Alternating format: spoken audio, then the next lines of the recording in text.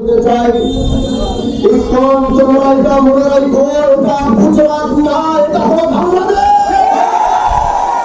এটা দিল্লি না, এটা হলো বাংলাদেশ। আমরা স্পষ্ট করে বলতে চাই, এই শিবচর সমস্ত হিন্দু ভাইরা সাক্ষী রয়েছেন। হাজার হাজার শত শত হিন্দু ভাইদেরকে আমরা আমাদের বাসায় আশ্রয় দিয়েছিলাম। আমাদের সাথে হিন্দুদের সাথে কোনো দাঙ্গা নয়। এদেশে হিন্দুরা তাদের মতো বসবাস করবে, মুসলমানের কোনো আপত্তি নয়।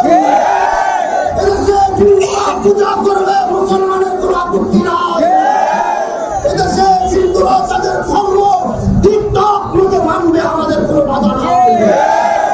দেখেন, আমরা মুসলমান হিসাবে সংখ্যায় বেশি।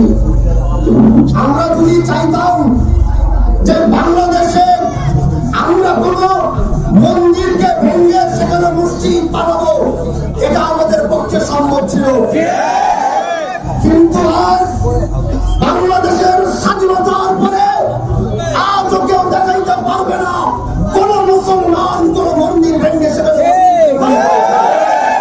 কিন্তু আমরা ভারতে দেখেছি আমাদের বাবরি মসজিদ ভেঙে সেখানে রাম মন্দির তৈরি করা হয়। আমি বলতে চাই, আমাদের দেশে ভাইরা মায়ের কোলের সন্তান যেমন নিরাপদ, বাংলাদেশে হিন্দুরা মুসলমানদের কাছে সেমন নিরাপদ। আর আমরা যদি ভারতে তাকাই, তাহলে দেখি ভারতের যে হিন্দুত্ববাদ আমাদের মুসলমানদের উপরে প্রতিনিয়ত অত্যাচার চালিয়ে যাচ্ছে। আমাদের বাংলা, আমাদের মুসলমানরা ভারতের নিরাপদ নয়। আমি বেশি লম্বা বলবো না, আমি শুধু এতটুকু বলবো, আমরা হিন্দু ভাইদের বিরুদ্ধে নয়, আমরা ইসকনের বিরুদ্ধে।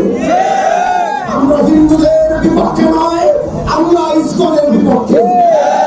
আজকে বাংলাদেশের ইতিহাসে আমরা দেখেছি, হাসিনাকে আদালতে উঠানো হয়েছে, খালেদা জিয়াকে আদালতে উঠানো হয়েছে, কিন্তু আজ পর্যন্ত দেখলাম না তাদেরকে আদালতে উঠানোর পরে সেখানে কোনো হত্যাকাণ্ড হয়েছে।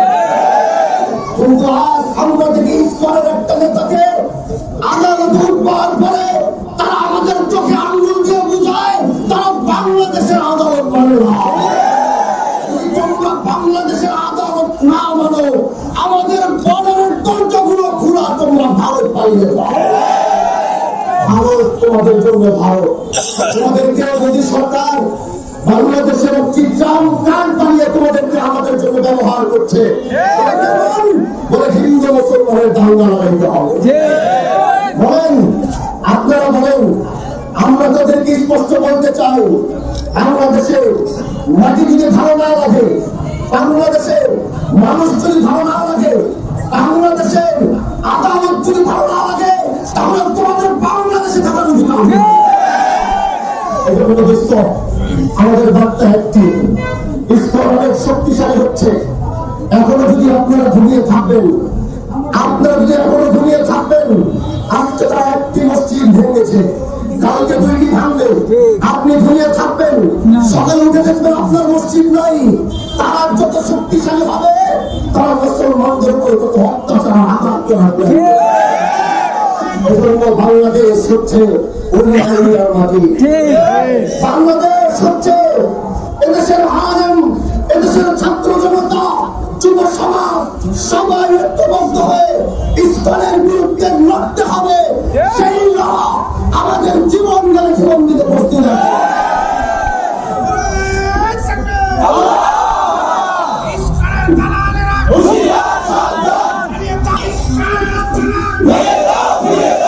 ভাই, আমরা একটা জিনিস খেয়াল করলাম, ভারত সহ্য করতে পারবো না। আমরা বলবো, আমরা ভারতকে স্পষ্ট বলবো, আমরা খালেদার বাহিনী থেকে 30 লক্ষ শহীদ আমরা বাংলাদেশকে স্বাধীন করেছি। যদি তোমাদের সাথে যুদ্ধের প্রয়োজন, 50 লক্ষ শহীদ হওয়ার জন্য। ভাই,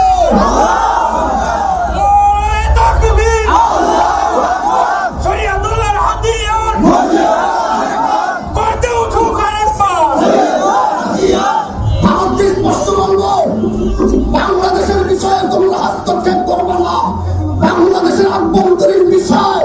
ভারত তোমরা কোনো দখলদারিত্ব নিবা না, তোমাদের সাথে বাংলাদেশের কোনো সম্পর্ক নাই।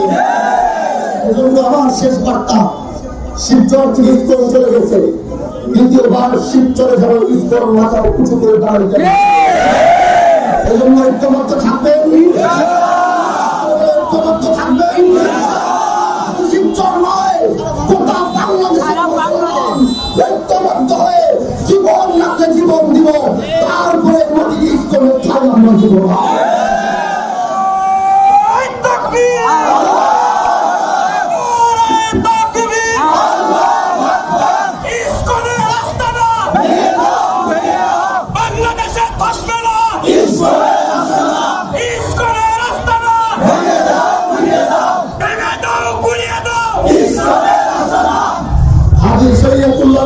সন্তান আমরা, আপনারা আমাদেরকে সেই জায়গায় ভালোবাসেন। সমস্ত অন্যায়ের বিরুদ্ধে আপনারা চান যে বংশের সন্তানকে ছাপিয়ে আসুন। এখন আমরা ময়দানে আসলে আপনারা সাথে থাকবেন তো? সাথে থাকবেন যে আরেকটি নিয়োগ আমি পেলাম, আমাদের কিছু সাংবাদিক ভাইয়ের মধ্যে স্কুলের কিছু সাংবাদিক ভাই রয়েছেন। আপনারা আমাদের আপনাদের ইস্কন নামক সাংবাদিকতা বন্ধ করুন। শিবচরে কোন ইস্কনের নামে কোন সাংবাদিক, কোন পেজ, কোন পোর্টাল আমরা শিবচরে চলতে দেব না।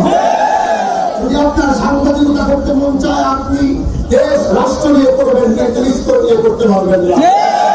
ইস্কন নিয়ে সাংবাদিকতা করেন, তাহলে আপনার সাংবাদিকতা আমরা বন্ধ করে দিব।